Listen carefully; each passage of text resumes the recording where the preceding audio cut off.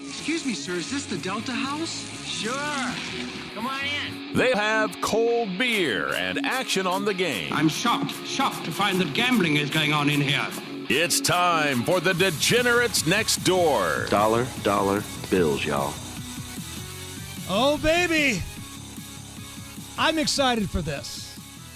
It is week 0 of college football. For those of you who buy the premise that 0 is a number and 0 is a thing, we got you. We are the Degenerates Next Door. My name is Jason Hammer. That is Rob Kendall. Now, before we start picking games and talking trash and doing all the things that make life worth living, let's establish a few ground rules on this show. We're going to do the homework so you don't have to. Rob, I know you've got a newborn baby. I've got 2 kids at home. We plan to ignore them as we focus on trying to come up with the best numbers and the best odds for everybody listening to this. Last night, literally, I was spending hours crunching the numbers. At one point, my wife asked me, is the baby still alive? I said, I don't know. She's not making any noise back there. I'll just guess she's sleeping. Daddy's got homework to do. Is the baby still alive? I don't know, honey. I'm talking about Delaware State and Hawaii right now. There's a lot going on. I got a lot on my plate. Now, for those who already know us, maybe you are familiar with our radio work. I'm part of the Hammer and Nigel show. My full name is Jason Allen Hammer. I'm 6 feet tall, 233 pounds of pure Beech Grove Southern satisfaction. Huge ears. Huge ears. Big head to match him, though. Yeah, that's true. And I used to work in the gaming industry. I was a marketing guy at a casino, and that's where I met some friends that taught me how the sausage is made, so to speak, when it comes to sports betting. You're not just picking teams, you're playing numbers. That's what this is about. And I've been doing gambling for a long time, both illegal and legal. Rob, the people I know have probably tied people up in trunks before. Yeah. Now you, on the other hand, tell us about yourself. Well, my name is Rob Kendall, and when I was about 19 years old, I met Jason Hammer. He was a disc jockey at the local radio station, and man, it was just one hot chick after another calling him. Calling up, right? I mean, you would be amazed what women would do to hear a Britney Spears song in 2003. And about the time I said, I want to be Jason Allen Hammer, and I've spent basically the past 20-plus years following you around. All right, so the ground rules for this program. If you listen to our advice and you win, hey, that's great. We don't expect a thank you. We don't expect anything. Take your winnings, take your wife out, take your girlfriend out, take them both out, and have yourself a meal on us. But if you lose, we don't want to hear any crap. Yeah, we're all adults here. Right. No one's forcing you to make a bet, right? So, again, we're going to crunch the numbers. We're going to do the homework. We bet on everything we talk about. We put our literal money where our mouth is. But there's no crying about the radio guy, the podcast host in sports betting. We gamble like adults around here, okay? Now, unlike these other shows you're going to see out there that do something similar, you know, the ESPN shows, we're not those guys. Yeah. Nobody wants to hang out with those guys. Have you seen those guys? Yeah, they're too good looking. Too much Botox. They're male Kardashians, right? Nobody wants to be friends with those people. You and I, Rob, we're the kind of guys that you could meet in a bar. We start having drinks. Next thing you know, somebody's getting thrown out and we're all laughing. Now, the other side of sports betting, and I know you've seen this, if you're not a male Kardashian, you're a super hot chick with massive cans. Yeah, that's correct. Now, some of them are really good at what they do. I'm not saying they're not. But there's no video to this. This is a podcast only. This is straight audio. So the fact that someone may have large breasts is irrelevant here. And at various times in your life, you have had large breasts. Thank you. Thank you very much. I've actually lost 40 pounds in the last year, but I appreciate that. In the words of the famed philosopher Homer Simpson, you're down to a B cup. Let's get down to brass tacks here, kids. It's week 0. There are 4 games on the docket, and the premier one is in Ireland. You've got Florida State taking on Georgia Tech. This line has gone up. At the time of this recording, which is Tuesday afternoon, I'm seeing 12. You might be able to shop around at 11.5 to find something. And that's, before we dive into the game, Rob, that's another important thing here. We're not married to one specific sports book on this program. Right.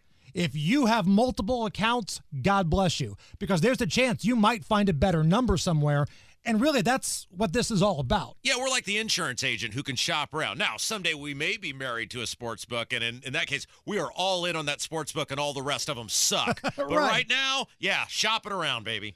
So, Florida State, 12-point favorite against Georgia Tech. The over-under sitting at 55.5. And again, by the time you listen to this, the numbers may fluctuate a little bit, but it's pretty close universal. That's what we're going with. 12-point favorite, over under 55.5. All right, so a couple things at play here. Georgia Tech was 7-2 last year as an underdog against the spread. Now, Georgia Tech has stunk for a long time, but they got to mediocrity last year, and they were 7-2 as an underdog against the spread last year. Point number 2, Florida State has a quarterback, Hammer. I can't even pronounce this guy's name. DJ Uiagalelei. DJ Uiagalelei, not going to bet for him. That's what we're going to call him here today. I can't bet for some guy. I can't say his name. And Georgia Tech has a QB by the name of Haynes King. How are you going to bet against some guy named Haynes King? Right? Florida State is going to miss Jordan Travis. Right? All hyperbole aside, Jordan Travis was a really good college quarterback. And they're replacing him with a guy who's on his third team since 2022. We're just going to call him DJU. DJ started off at Clemson. He kind of made a name for himself when he had to step in for Trevor Lawrence in that game against Notre Dame, where right. Trevor Lawrence had COVID. When Notre Dame beat the crap out of Clemson in prime time. You will eventually discover that Rob is a shameless Notre Dame football fan. Like, to the point to where you want to punch him in the face. Like, that's how much of an Irish fan Rob is. But DJU, third team, 3 years, and Florida State, they lost 13 players to the National Football League. 13. Now, listen, I think they're a better team than Georgia State here, but you're right. Haynes King's good. He's kind of a dual threat dude. Completed 61.6% of his passes last year, 27 touchdowns. And from one Haynes to another, Jamal Haynes, the running back for Georgia Tech, he comes back. He ran for over 1,000 last year. Georgia Tech, 12th in the nation in rushing last year. So they're bringing back a lot of firepower. They're bringing back most of that offensive line. Their leading receiver is back against the Florida State squad that lost 13 players to the NFL. Now, in Tallahassee, it's easier to get replacements than it is at Georgia Tech. But what do we do with all this information, Rob? It's a neutral site. It's in Ireland. Florida State, -12, over under 55.5. Why are they playing in Ireland? Like, I get it when Notre Dame, they play Navy in Ireland. I get that. It's Notre Dame. What do Florida State and Georgia Tech have in common with Ireland? Well, last year, if you remember, I think it was Nebraska and Northwestern kicking off the season in Ireland. At least they're kind of cold weather climate places like Ireland. Nebraska's pretty dreary. Why would anyone ever want to go to Northwestern? These are like, you think of hot weather teams. This seems like an odd pairing for Ireland, but I agree with you. It does negate any sort of home field advantage. So what are you doing? Where is your money going? I'm laying the 12. I cannot bet on some guy. I cannot pronounce his last name. And you got a guy named Haynes King as quarterback, 27 touchdowns last year. So you're taking the 12? Yeah, I'm taking the 12. Okay. I like the 12. So you've got Georgia Tech +12 in Ireland against Florida State. I'm looking at this from a different perspective here. I don't love Georgia Tech's defense, but I love their offense. They can run the ball. They can move the ball, and they're bringing back a lot of firepower. Now, Florida State, I think, is going to score as well. So I'm looking at the total here. I'm not a big fan of early overs in college football, but 55.5 with a good Florida State team, a really good offense in Georgia Tech, and not a lot of defense from the Ramblin' Wreck. Honk that horn, baby. We're hitting the over. Over 55.5. I would take that to 56. You get over 56, then maybe you think about buying anything back down from there. All right. From that game, we go to a game that could be considered a degenerate special. Yeah. Montana State at New Mexico. Montana State, one of the better teams in the FCS. They are a road favorite against a Division I school in New Mexico. The line was at 10.5. It's now up at 11. Over under is 53.5. Rob Kendall, you've got a lower level Montana State squad against a bad D1 school in New Mexico. You know what I know about New Mexico, Hammer? What's that? Steve Alford coaches basketball there, or did coach basketball there. The point is, it's so irrelevant, I don't even know if Steve Alford is still the basketball coach there. He's actually at Nevada. Oh, Nevada! See, that's even worse! That's the game we've got next. That's even worse. No, but the coach, so this is where New Mexico is. They got a brand new coach this year, Bronco Mendenhall, and he is... Who? Bronco Mendenhall. You know Bronco Mendenhall. You know, the only Bronco that I trust is Bronco Nagurski, okay? And Bronco Mendenhall, there's all sorts of hype because he's kind of a known quantity. He's brought in this wacky 4-2-5 defense. I had to do math. I didn't even have enough fingers or toes to add all of that up, Hammer. I like Montana State. They score often. They are powerful. And, Hammer, this whole show is nuts, right? What we're doing here? It is nuts. That's nuts, right? It's nuts. The idea of a week 0 is nuts, right? Yeah, 0 is nothing. Yeah. So you want to get nuts? I want to get nuts. Let's get nuts. I'm going to parlay this bad boy. Oh, here we go. All right. So you got Montana State giving the 11.5. I think if it were 31.5, Montana State would cover this game. And I'm liking the over, Hammer, at 53.5. 53.5. That's an interesting over. So if you're looking at Montana State here, again, good quarterback. He's coming back. There are 4 top running backs, all returning, top wide receiver returning. And this is their only televised game of the season and their only game against an FBS team. Now, listen, New Mexico stinks. Homer Simpson, back me up here. They just plain suck. I've seen teams suck before, but they were the suckiest bunch of sucks that ever sucked. But they are Division I. But Montana State, this is their Super Bowl this year, right? They have optimism. This is their televised game. It's week 0. They're going to have eyeballs on them. I think you get the best effort here. I'm going to lay the 11.5. I'm on Montana State. I'm a little uncomfortable at times about this heavy of a road favorite, especially lower level against Division I.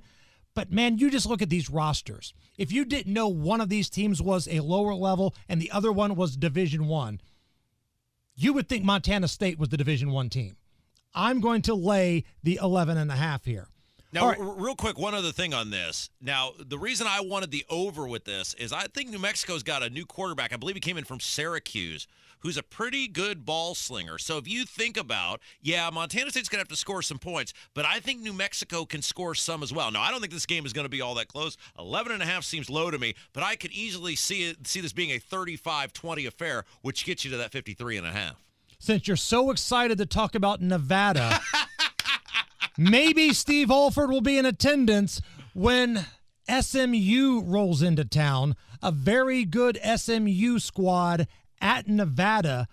SMU is a 27.5 point favorite. The over-under is sitting at 56.5, Rob.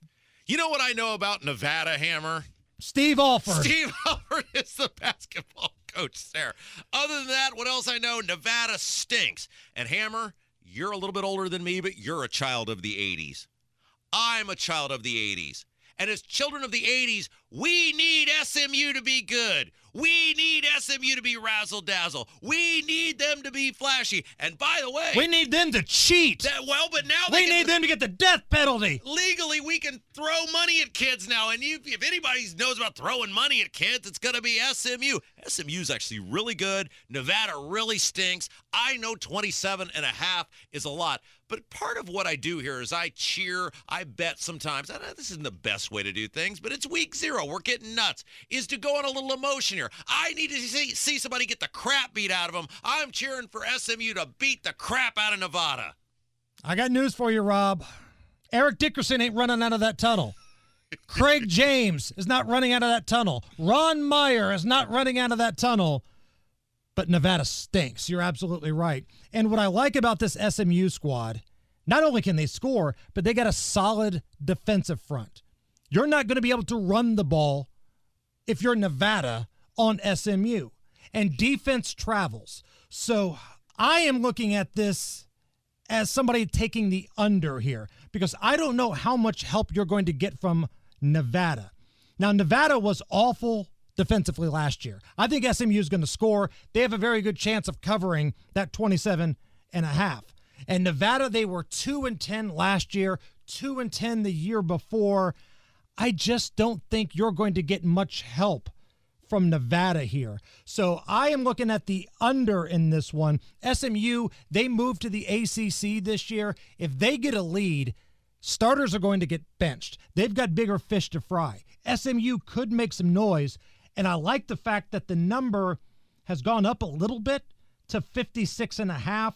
I'm going to take it down low. I am under 56.5 on SMU and Nevada. Which brings us to the gambler's best friend, the Hawaii game. Oh, yeah. Let's say you've had a bad day. You've missed all of your bets. You've blown the family nest egg, Rob. Your newborn baby is starving and you don't have money to feed her. But relax, because Hawaii will always have a late night game, and they complete week 0 by hosting Delaware State. Hawaii, led by Timmy Chang, one of their greats of all time, a home 39.5 point favorite, Rob. The over-under is 57.5.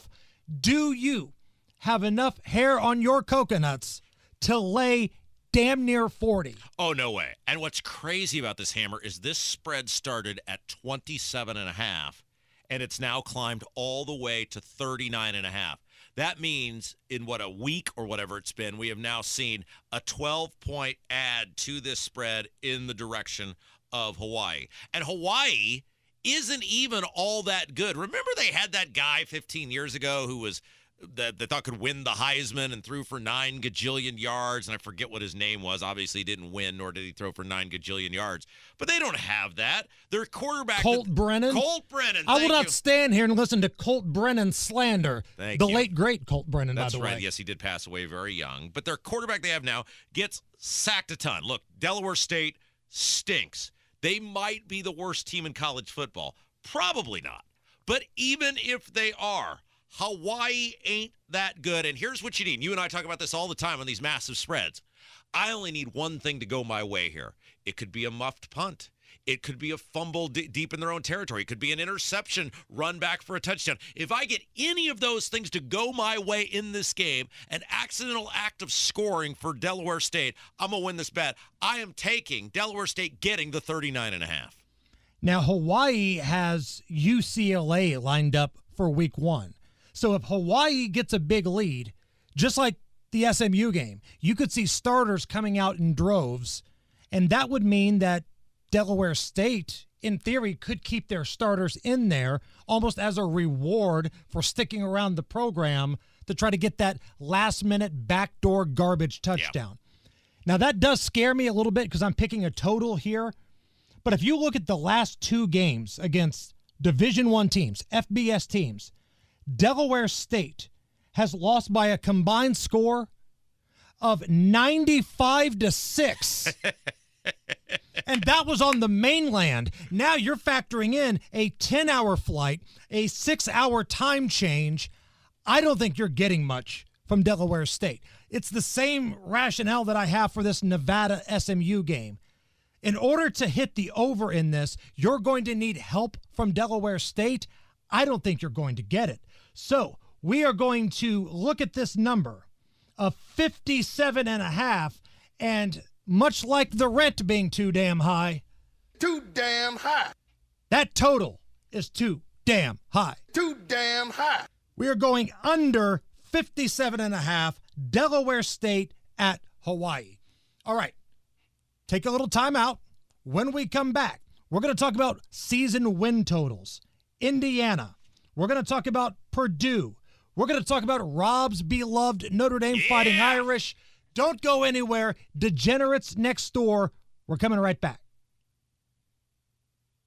Back on the Degenerates Next Door, I'm Jason Hammer. Rob Kendall is here. We are two radio nerds from Indianapolis, two gambling degenerates. We drink, we eat bad food, we yell at college kids when we lose bets, and I think that's perfectly normal. Let's talk a little season win total. This is your last chance to get those win total bets in for teams that do not play on week 0. So let's start in our backyard with the Indiana Hoosiers, Rob. I've said it before. I love the over 5.5 on season wins. I like Coach Cignetti, what he's coming in trying to do, changing the culture. I think he's got a good quarterback. They got a transfer portal, the best quarterback in the MAC, which, if you put him on Indiana's team, would immediately be the best quarterback on the roster. They just have to win one more game from a year ago to cash this ticket. And I think they're substantially better than Purdue this year. So I like Indiana. Their schedule isn't that difficult. This new crazy Big Ten, there's some powerhouses coming in, but Indiana's got a workable schedule here. My favorite bet of totals is Indiana over 5.5. That's so wild you said that, because I think it is my favorite too, and we didn't go over this before the show, because there's 3 freebies in there for Indiana. Again, it's not saying they have to beat good teams. It's just saying they got to win X amount of games. They got to win 6 games. They got 3 what should be pretty much freebies. If they don't win those 3 games against the no-name teams, fold the program up type of losses, right? Then they got 3 in there that they are probably definitely going to lose. So you got 6 games. You got to go 3-3 in those 6 games, and they include Maryland at home, at Michigan State. Now, Michigan State no longer has Mel Tugger to kick around over there, so who knows if they'll be better or not. Nebraska at home. They're a dumpster fire. At Northwestern, Purdue stinks, and at UCLA. Can they go 3-3 in those 6 games? And here's the thing, Hammer. I paid a lot of money for an IU diploma. Now, the IU Bloomington people will say I cheated because I went to IUPUI, but the degree is the same. I cannot bet against my alma mater. I'm going with Indiana over 5.5. So now that we've established Purdue stinks, I want to look at their conference win total. Now, this is a bet that I found at Bet Rivers. You can probably find it at a number of other sports betting outlets. But conference wins for Purdue. The over-under is set at 2.5. I don't see Purdue winning 3 Big Ten games. Now, Indiana's got an easier schedule by Big Ten standards. Purdue does not. All of those years of playing in the Big Ten West, where it was the easier schedule, are coming back to bite Purdue right now that it's all one big conference. Karma. They've got Oregon on the schedule. They've got the big boys. I don't see Purdue with Hudson Card as quarterback winning 3 Big Ten games. I'm under Purdue on conference wins at 2.5. All right, so same reason I would be for IU on the over 5.5. I'm for Purdue under 4.5. I hate Purdue. I cheer against them every single game in every single sport with every fiber of my being. But would you bet on them? Fandom aside, if you knew you could make money, would you bet on them? Yeah, but they stink. And here's the thing. Why would I just bet against Purdue in the Big Ten when I could bet against them all year long? I can cheer against Purdue for 12 weeks. Why would I cut that down? Why would I deny myself? I think based on the number you're throwing out there, they kind of mirror up. There's 2 games in the preseason, pre-Big Ten season, Purdue should win, and then that would get you to that, 2.5, 3 number in the Big Ten. I'm with you. They stink. I hope they lose every game. I hope they lose by 100 every single game. I'm going under 4.5 wins for Purdue. I'm almost afraid to ask you your thoughts on Notre Dame because I heard how excited you got about Indiana, and you're not even an IU football guy. You're one of those people that likes IU in basketball, but Notre Dame in football. You're one of those weirdos. Reversible jersey guy. That's. You're a reversible jersey guy. So give me a Notre Dame bet for this season. All right, so the Notre Dame win total is 10.5. They should, in all caps, SHOULD, win every game on their schedule except week 1. They're a 2.5-point underdog at Texas A&M week 1.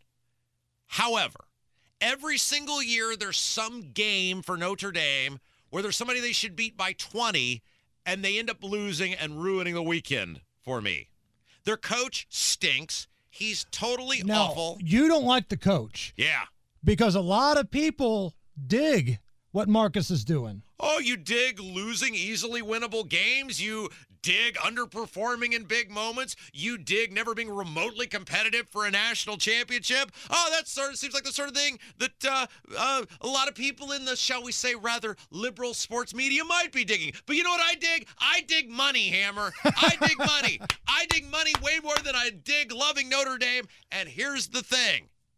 I think they're going to lose week 1, and I know they're going to blow some winnable game during the week, during one of the weeks throughout the regular season, which means the best they get to is 10. I'm going under on Notre Dame, and here's the thing, Hammer. I do this with my favorite teams. I will bet against them, and this is a strategy, because that way there's no way I lose. Either my team wins or I win money, and I would gladly pay money to see Notre Dame cruise into the college football playoff if they win 11 games. Okay, so you threw a lot at me right there, and I got to be honest, I zone in and out when you start talking. What is the bet? Like, are you taking the under? Under 10.5. Okay. I'm going under.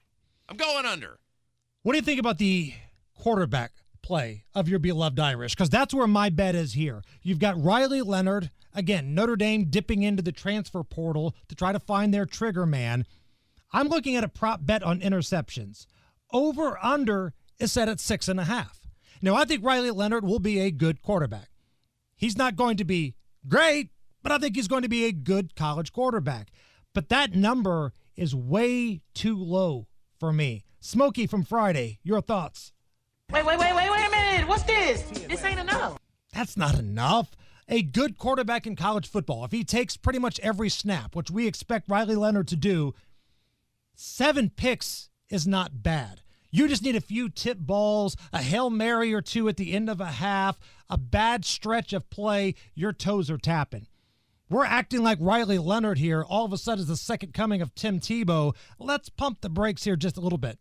Good, not great. Over 6.5 interceptions all season long for Riley Leonard. Don't you get a little concerned, though, because Notre Dame's best offensive lineman is out for the year now? Don't you get a little concerned that if a guy gets hurt, if a guy gets injured, I mean, you're not cashing that bet, right? It's not like they're going to void the bet and go, the guy got injured. You got a lot working against you, though, when you go with that over. There's good line play on this, though. Minus 106. That's a pretty good number right there. So the odds makers think that there's basically a 50-50 chance that he could throw under 7 interceptions. It's almost even money, minus 106. All I need is a few different things to go wrong. It's gambling. I'm willing to roll the dice that he's not going to have a season-ending shoulder injury. You want to spend your whole year cheering against some college kid? Is that who you are? Is that who you've become? Yes! That's who I've always been, Rob. And now these college kids have more money than I do. So it's even easier now. All right, one more break. When we come back, we pick the Heisman winner. We pick the national champion. This is the Degenerates Next Door. All right, let's go out with the bang here, kid. Rob Kendall, Heisman. I want you to give me 2 names here. I want you to give me who you think will win and somebody that might be worth a look because of the value. All right, so the one that I think, the most obvious, sometimes the most obvious answer is the one you should go with. And you and I do this all the time in betting where it can't be that obvious, can it? Great example, Scotty Scheffler at the Masters this past year. Remember how I kept walking myself in circles trying to talk myself out of it? And then finally I was like, it's so obvious he's going to win, and he did. The most obvious answer has got to probably be Carson Beck, right? He's the best player on the best team. He's a known quantity. Georgia's almost certainly going to be in the tournament. They'll probably be getting a bye. They'll probably be playing and maybe winning the national championship. He certainly seems like the most obvious answer. But I don't know how much fun that is. Part of betting on, I saw Carson Beck was number 2 in the clubhouse right now at plus 750, which is, pretty good odds. For every dollar you bet, you get, 750 in return. But there's a dude out there who, on name alone, Hammer, and then you start looking into the numbers on this guy, and you go, hey, he's pretty darn good. The guy's name, he's the quarterback for Ole Miss. His name is Jackson Dart. Dart. A quarterback named Dart, Hammer. That's pretty strong. How are you going to bet against a quarterback named Dart? Now, you can get Jackson Dart at 12-1 right now. And here's the thing about Ole Miss. Despite the fact that Lane Kiffin is their coach, they're really good. And so is he. And they always put up big numbers offensively. Yes. But my problem with Ole Miss, they're the Penn State of the SEC. Oh, yeah. Every year, Ole Miss, they're 5-0, they're 6-0. Look out, here comes Ole Miss, hotty toddy. And then reality sets in. Just like Penn State, the minute they have that night out game and they get beat by Michigan or Ohio State or now, Oregon and USC coming to the Big Ten, they're done for the year. That's the way that Ole Miss is every single year. Here's the thing, though. Have you looked at their schedule? It stinks. Their schedule stinks until they play Georgia. They should, on paper, win every single game, and he should put up a lot of numbers. Now, do I think they're going to have any chance? Do I think Kirby Smart's going to beat the brakes off Lane Kiffin? Yeah, because Lane Kiffin is the antithesis of everything I would want in my coach. But you got one shot, and you're saying you're getting a guy at 12-1 who's really good, who's going to put up video game numbers heading into that game. I think that's a good value and a good risk at 12-1. So I'm hitching my wagon to another team that I think will be in the college football playoff, the Texas Longhorns. Quinn Ewers. Yeah. He is a college kid with an endorsement deal for a private jet. How much fun and how much trouble would 21-year-old Rob Kendall have if you were the biggest star of college football and you had access to a private jet? Just call me Tommy Lee, baby. And the most high-profile player in the nation, I think Texas will be in the mix. And if they're in the mix, it's going to be because of Quinn Ewers. Plus 900. He's not the favorite, but he's near the favorites. I think that's pretty good value for a favorite. Now, the other name that I'm thinking about here, and I think there's great value, is Jalen Milroe of Alabama. Oh, yeah. He came a long way from the kid that got benched at one point last year under Nick Saban. The way he finished the year last year, he was really good. And I'm curious to see what this new offense is going to look like. Washington's coach goes down to Alabama. Washington liked to air it out a year ago. Alabama, don't count them off yet. Just because Nick Saban is gone, there's still a bunch of Nick Saban dudes still there. So I'm going to look at Jalen Milroe plus 1,400. That's good money. I think that's really good money for the best player on Alabama's team. Here's the thing, Hammer. Of all the bets we're doing today, these are my favorites, and this is why sports betting is great. Sports betting gives you a reason to be interested in things you wouldn't care about at all. I'm going to spend the whole year, against my better judgment, cheering for Ole Miss and Lane Kiffin because some dude named Jackson Dart is their quarterback, and it's such a great value in terms of you're just buying tons of cheap entertainment when you break it out over 12 games, and let's say you put $5 or $10 or whatever it is on. This is why sports betting is great. It's the best value for your money in terms of entertainment out there. Last but not least, this is what the people have been waiting for, national champion. Same thing with the Heisman. I want you to give me who you think will win and somebody worth a bet that may have longer odds. Okay, so again, the most obvious answer, usually the answer you should go with, Georgia will probably be in the tournament. They'll probably get a bye. They'll probably be playing in the Final Four. And so odds-wise, that gives you the best, kind of chance. If you look at the odds this year, it's really interesting. There's really 4 teams that kind of stand above the rest. It's Georgia, and then you get into Ohio State and Oregon. The problem with Oregon is it seems like they never win the big game. It seems like they never actually are able to punch through. And then the problem with Ohio State is I think they're going to get the crap kicked out of them when they finally actually have to play Oregon. So how can I pick one of those 2 teams? The answer is you can't. So that brings me to number 4, which is, as you mentioned, Texas. And I think Texas is certainly going to be in the Final 12. I think they're probably going to be in the Final 4. I think they've got a guy who could win the Heisman. And they got pretty good value, all of those things together, at plus 850. I like Texas. You can find Texas anywhere from 850 to plus 1,000 if you shop around, because I saw Texas at plus 1,000, and I have that on my list.